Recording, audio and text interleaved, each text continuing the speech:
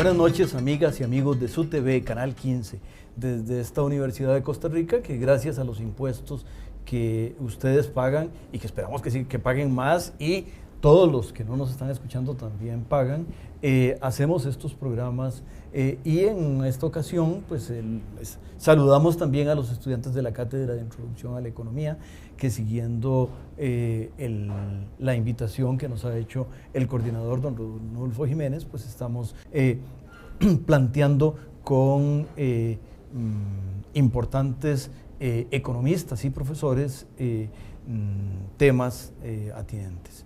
En esta ocasión tengo el privilegio de tener conmigo al profesor universitario Francisco de Paula Gutiérrez, quien además es presidente ejecutivo del Banco Central y es uno de los más distinguidos economistas de Costa Rica, y conmigo al profesor universitario casi hermano mío, aunque no seamos parientes, el profesor Félix Delgado, hermano de iniciativas y de tareas,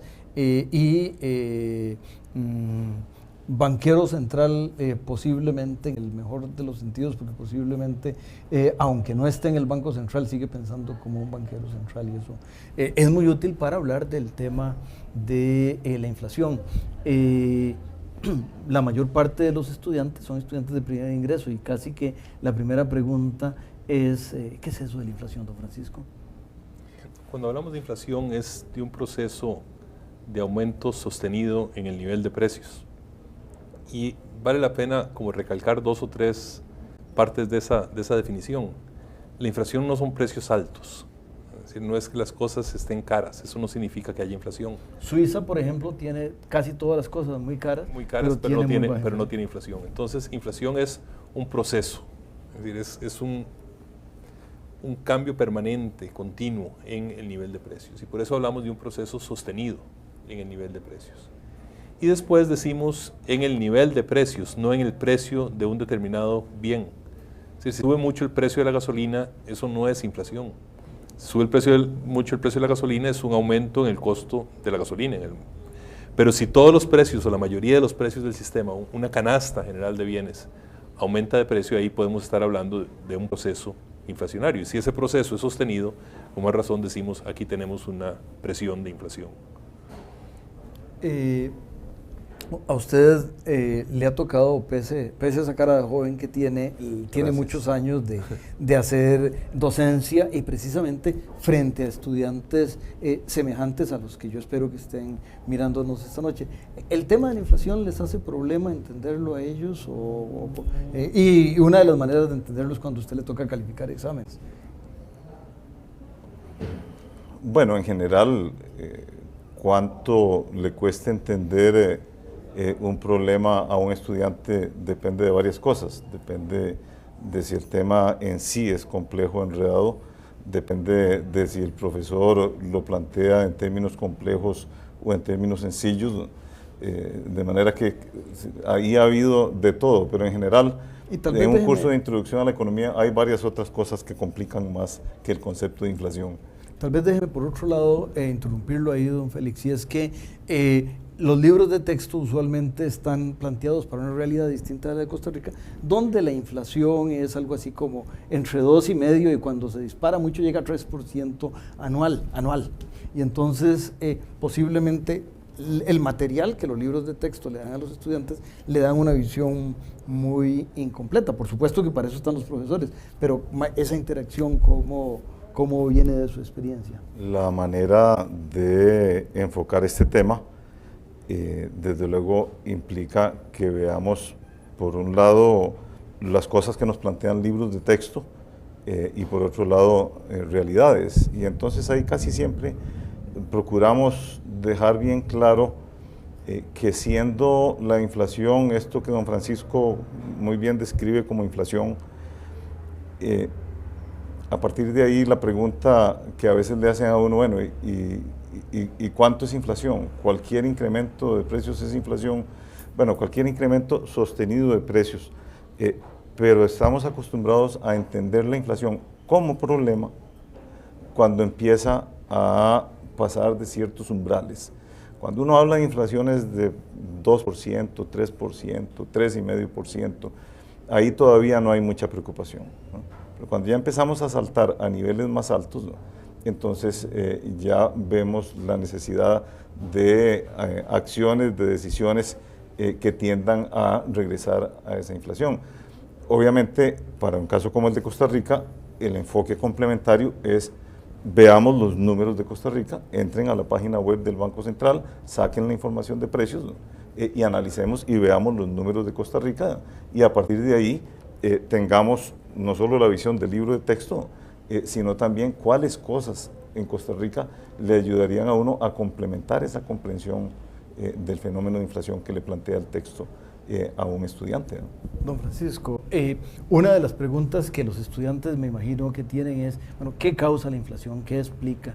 Y hay una serie, sus profesores, sus colegas, la gente que escribió los libros que usted le tocó leer, plantean distintas cosas y usted mismo ha escrito al respecto. ¿Qué causa la inflación? Yo creo que uno tiene que entender la inflación en el largo plazo como un fenómeno básicamente monetario. Es decir, hay una cantidad de dinero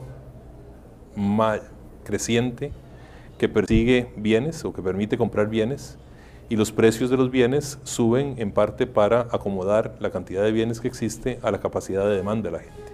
Y digo en el largo plazo porque no es una relación que se dé necesariamente en el corto plazo. En el corto plazo los precios pueden subir por factores distintos. ¿Cuándo es largo plazo y cuándo es corto plazo? Porque acuérdese que los estudiantes son de primer ingreso. Pongámoslo en esta manera. Es decir, si yo estoy tratando de explicar por qué Costa Rica ha tenido a lo largo de los últimos 15, 20 años una tasa de inflación sistemáticamente mayor que la tasa de inflación internacional, por qué Costa Rica del 96 al 98 al 2003 tuvo una inflación del 10% todos los años, y por qué se nos fue al 13 o el 14% en los últimos 2 años.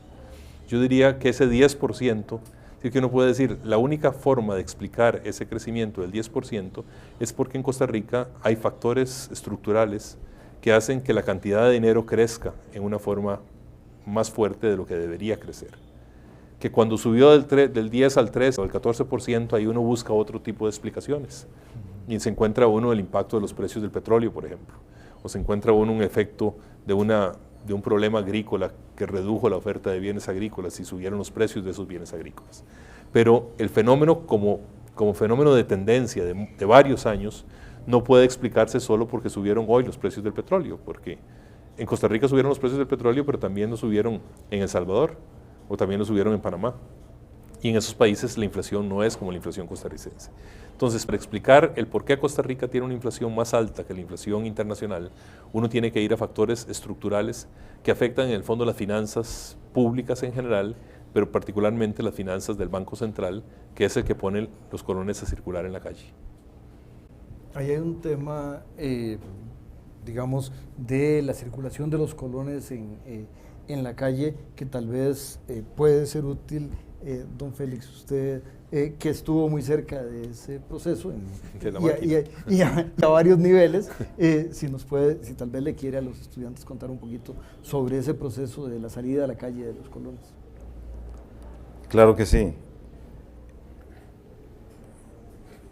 Uno tiende a poner con frecuencia el ejemplo simplista de qué ocurriría si el presidente del Banco Central se volviera loco y se montara en un helicóptero a tirar billetes por todo el país, ¿no? Y eso es una visión, digamos, muy intuitiva y muy digerible de qué es aumentar la emisión de dinero por parte del Banco Central, ¿no? Pues realmente lo que existe en la realidad es que el Banco Central realiza determinadas operaciones, ¿no? Y realizando las operaciones que por ley debe realizar el Banco Central, le competen, ¿no? El banco tiene procesos de emisión y de desemisión de dinero. Y aquí yo creo que es importante que distingamos entre los conceptos que estamos hablando, distingamos lo que implica emitir billetes, mandar a hacer los billetes, todo el tiempo que le toma a don Francisco firmarlos uno por uno y toda esta cosa, obviamente así no es como funciona, pero mandar a hacer los billetes y ponerlos en circulación y una cuenta que en el balance del Banco Central aparece como emisión monetaria, que son los billetes que salen a la circulación, y el proceso de emisión de dinero que va un poco más allá de los billetes. En la economía moderna entendemos como dinero, al menos en el sentido restringido, entendemos los billetes y monedas y entendemos otra fuente de capacidad de gasto, de compra que tiene la gente, que es la posibilidad de girar cheques y hacer pagos con cheques, o sea, sus saldos de cuentas corrientes. El concepto de dinero es un concepto que evoluciona, que cambia a lo largo del tiempo. Hoy tenemos que meter otras cosas dentro del concepto de dinero. La velocidad con la que cambia la capacidad de la gente de hacer gastos con ese dinero se altera mucho con lo que ahora llamamos dinero electrónico. Las cuentas corrientes no son el único mecanismo bancario para girar y hacer pagos. Hay otras cosas que hay que contemplar dentro de esto que llamamos dinero, en el sentido en que nos interesa para explicar la inflación. A nosotros lo que nos interesa es esa emisión de cualquier cosa que se llame dinero, que tenga capacidad de comprar lo que aumente ese bien que utilizamos para comprar otras cosas, ¿no? Eso es lo que nos interesa, independientemente de si son billetes hoy, si son cheques hoy, si son tarjetas con un chip incorporado mañana, etc. Lo que pone a funcionar todo ese mecanismo sale naturalmente del Banco Central, como don Francisco lo mencionaba, y sale de las operaciones que el Banco Central hace. El Banco Central tiene dentro de sus funciones básicas la función de ser cajero del Estado, tiene la función de ser banco de bancos. En Costa Rica ha tenido muchas otras funciones en el pasado, ahora tiene muchas menos de las que tenía hace 30 años. Algunas de esas otras funciones que tuvo hace 30 años ayudaron mucho a este problema que don Francisco menciona como un problema estructural. Uno puede tener inflación por problemas estructurales, o puede tener inflación porque por 2 o 3 años consecutivos el Banco Central por alguna razón está tirando mucha plata a la calle, está financiando el gasto público, por ejemplo, en forma consecutiva por 2, 3 o más años. Bueno, eso provoca inflación y ahí el problema, por lo menos no tendría la connotación de problema coyuntural como el otro problema que sí hay en Costa Rica y de que esperaría que podamos hablar, que es estrictamente estructural, ¿no? Porque el canal tiene un mensaje para las amigas y amigos que nos están escuchando, pero nosotros regresamos.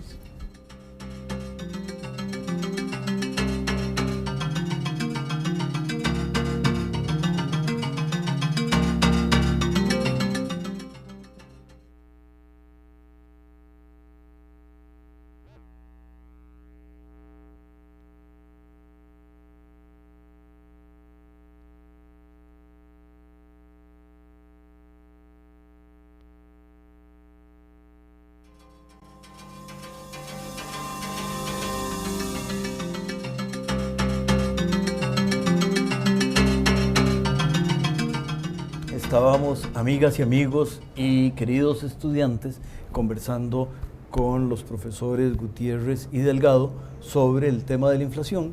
Y una de las preguntas que surge naturalmente en este proceso, don Francisco, es ¿y por qué es mala la inflación? Es decir, ¿o por qué a ustedes los economistas les preocupa la inflación? Bueno, tal vez el principal problema que tiene la inflación es que afecta a diferentes personas o a diferentes grupos de una manera desigual, sin que estos grupos hagan nada por merecer que se les trate de una manera desigual. Por ejemplo, si yo lo que tengo es un ingreso en colones, y ese ingreso en colones no me lo van a afectar, no me va a aumentar, porque tengo una pensión y la pensión no me la revisan cada año.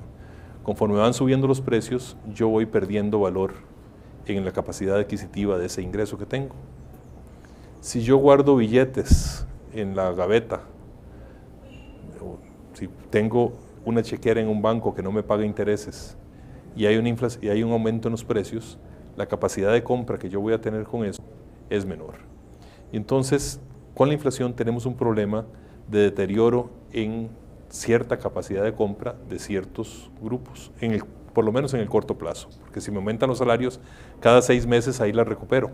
Pero tengo un proceso que me está afectando a unos de una manera y a otros de otra. Si los otros lo que tienen es un bono que le paga intereses muy altos, pues ese se ve compensado de la inflación. Si los otros lo que tienen es algunos billetes que se valoran cuando hay inflación, por ejemplo, si tengo un billete de $1, si usted y yo guardamos un billete de $1 o una moneda de 500 colones en una gaveta, al cabo de algún tiempo, con la inflación que tenemos en Costa Rica, la moneda de 500 va a poder comprar menos que lo que puede comprar el billete del $1. Entonces hay efectos que son distintos entre las diferentes personas. Pero además la inflación crea como una nube para ver hacia adelante. Si yo voy a hacer una inversión en una casa y pido un préstamo en colones, tengo que pagar a lo mejor una tasa de 20%, 18%, porque me están cobrando la inflación que va a tener. Y entonces me están obligando de alguna forma a tener mucho ingreso para poder pagar hoy por ese préstamo de la casa. Si no tuviéramos inflación, la tasa de interés podría ser tal vez un 8%. Y entonces yo tendría una mayor capacidad de poder comprar bienes y de hacer inversiones en el largo plazo. Y eso a mí es uno de los temas que nos preocupa desde el punto de vista, por lo menos de la política económica, porque la inflación hace que la gente sea mucho más cortoplacista, quiera vivir mucho más al día y no ve tanto el largo plazo. Y en economía a uno le interesa que la gente tome decisiones de inversión de largo plazo y no solo decisiones de muy corto plazo. Una de las cosas que surge en este proceso, don Félix, es, y alguna gente lo menciona cuando analiza la inflación de Costa Rica, que ya había dicho don Francisco, que es varias veces la de El Salvador o la de Panamá, uno de los efectos que se plantea con frecuencia es algo que usted casi descubrió, que son las pérdidas del Banco Central. No quiero decir que usted las causó, sino al revés. Estaban ahí y usted con su lupa de economista las encontró y hasta le contó a don Eduardo Lizano de cómo era la cosa, ¿no es cierto? Sí, pero tal vez antes que eso, doctor, si usted me permite nada más complementar lo que don Francisco mencionaba en un punto específico. El dinero lo utilizamos como un mecanismo conveniente para hacer transacciones y la gente busca ciertas características y ciertas condiciones del dinero. Una de ellas es que precisamente que tenga valor estable, o sea, que haya poca inflación. Uno de los problemas de una inflación continuada por mucho tiempo es que si mi dinero tiene esto que don Francisco menciona, de que si lo dejo de un año para el otro va a perder mucho más valor estos 500 colones que el billete de $1, entonces yo prefiero quedarme con los dólares. Si yo le voy a hacer un trabajo a usted y sé que se lo voy a terminar dentro de 4 meses y usted se va a tomar otros 3 meses para pagármelo en un proceso inflacionario, posiblemente yo prefiera decirle a usted el costo de ese trabajo en dólares y no en colones. Entonces vamos dolarizando, vamos abandonando la moneda propia y vamos utilizando otras monedas, ya sea para medir, ¿no? Porque el problema que tiene la inflación es que es más o menos como si el metro midiera a veces 1 metro y a veces menos y a veces más, ¿no? Es una unidad de medida, el dinero es una unidad de medida que entonces se nos vuelve flexible porque no mide igual siempre, y ese es uno de los problemas. Pero quizás regresemos al tema que usted me planteaba, sí, por allá de 1983, 84, estaba yo en el Banco Central en esa época y nos tocó, estaba a cargo del área económica, ciertamente, y nos tocó empezar a aprender y a conocer sobre un problema que no se conocía en la literatura, que era muy extraño, que estaban empezando a enfrentar, luego nos dimos cuenta, algunos otros países, y era un problema que le llamamos, de la manera más descarnada posible, le llamamos pérdidas en el Banco Central. O sea, un Banco Central que tiene pérdidas. Para usarlo más elegante, a veces le llamamos que el Banco Central tiene un déficit cuasi fiscal, y con esto queremos darle una connotación de una situación que tiene ribetes fiscales. Lo que nos pasó en Costa Rica es que como resultado de la crisis financiera, algunos errores serios de política que se cometieron en la conducción de esa crisis hicieron que explotaran ciertas transacciones que nunca se debieron de haber hecho. Tal vez para ubicar a los estudiantes diré que ese periodo en general en que se cometieron los errores fue 78-82, más o menos, alrededor de esa época. Más o menos, hay algunas cosas que también empezaron desde antes. Las historias, las aventuras en que el Banco Central financiaba a la Corporación Costarricense de Desarrollo, CODESA, empezaron algunos años antes. Esos fueron financiamientos que nunca se pagaron, financiamientos por los que el Banco Central emitió dinero y no recuperó.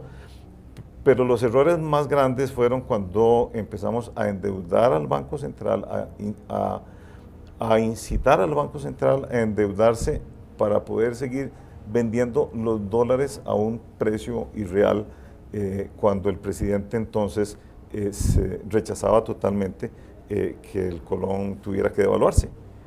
Y entonces, pues era una época en donde había mucho dinero en el mundo, porque acabábamos de pasar el segundo shock petrolero de los 70s, y eso generó una traslación de cantidades importantes de dinero a los países petroleros que andaban buscando cómo reciclar esos fondos, y los bancos estaban llenos de plata y entonces prestaban con mucha flexibilidad y con mucha irresponsabilidad también, debemos decir. El Banco Central empezó endeudándose, luego dio una serie de garantías cambiarias, le aseguró a la gente que en ese tiempo para hacer importaciones tenía que presentarle una solicitud de divisas al Banco Central, que se las iba a aprobar en su momento. Cuando vio que ya no podía, entonces lo que hizo fue documentar eso como una obligación. Y además el Banco Central tomó obligaciones para otras cosas, y cuando el tipo de cambio explotó, entonces todas esas obligaciones del Banco Central convertidas a colones se fueron a las nubes, mientras que las fuentes por las que el Banco Central genera ingresos se quedaron ahí donde estaban. Entonces, básicamente lo que el Banco Central generó a partir de ahí fue un problema en donde sus gastos, fundamentalmente sus gastos por pagar intereses, son mucho más grandes que sus ingresos por intereses. Y eso lo que implica es que cuando el Banco Central le paga a usted intereses sobre el bono del Banco Central que usted tiene o sobre la obligación del Banco Central que está en su poder, el Banco Central emite. Y eso es un fenómeno que es muy importante. Los economistas medimos esto en términos del Producto Interno Bruto. Hablamos de un déficit del gobierno central que anda alrededor de 2% del Producto Interno Bruto. El déficit del Banco Central el año pasado fue de 1.4% del Producto Interno Bruto, y eso en colones fue cerca de 135.000, 140.000 millones de colones, ¿no?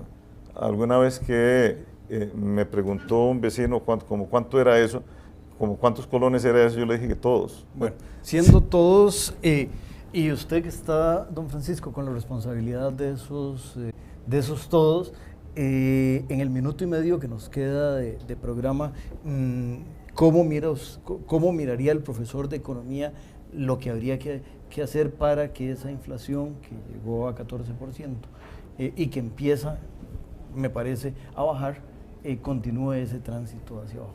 Yo creo que hay tres cosas muy simples, difíciles políticamente de hacer, pero muy claras. Hay que eliminar las pérdidas del Banco Central. Hay que capitalizar al Banco Central, hay que darle los recursos al Banco Central para que no tenga pérdidas. Esos recursos nadie se los va a dar de gratis. Lo que hemos hablado es que el gobierno capitalice al Banco Central. Pero para que el gobierno pueda hacer eso, para que el gobierno pueda trasladar recursos que no tiene en este momento al Banco Central, se necesita recaudar más impuestos. Y entonces lo que se ha venido planteando en los últimos años y lo que se está planteando ahora, el presidente Arias, electo Arias, también así lo indicó, necesitamos una reforma fiscal que permita llegar más recursos al fisco, de manera tal de reducir el desequilibrio de las finanzas públicas en su totalidad, con esos recursos poder capitalizar al Banco Central y eliminar entonces el uso de la máquina de emisión para financiar las pérdidas del Banco Central. Es decir, fundamentalmente quitar la fuente de largo plazo, y por eso yo decía que la inflación en el largo plazo es un problema monetario, quitar la fuente de largo plazo de emisión monetaria, que son las pérdidas del Banco Central, y sustituir esa fuente de emisión que el banco usa por una fuente de emisión real, que es un sacrificio de los costarricenses pagando más impuestos, pero logrando mayor estabilidad. Con mayor estabilidad, quienes salen más beneficiados son los grupos de menores ingresos en este país, que son los que tienen más colones como medio dentro de su riqueza financiera. Los 1.000 o 2.000 colones que tienen guardados la totalidad de su riqueza financiera, esa riqueza financiera es la que más se afecta cuando hay inflación.